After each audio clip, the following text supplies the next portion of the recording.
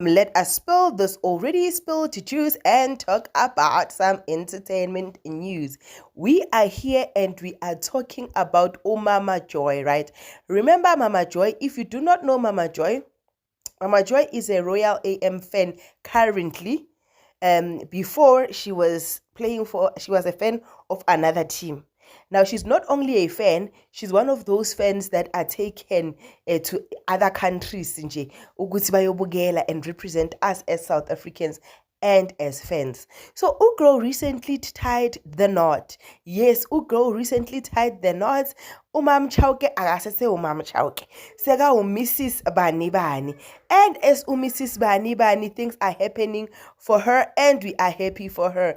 Guys, I didn't know that Umama Chauke is in that serious of a relationship. Yes, I knew it was a relationship, but I didn't know ukuthi batloshisa di twang libone ngwana otshana le lena ledi. Right here, right now. Like, share, and subscribe.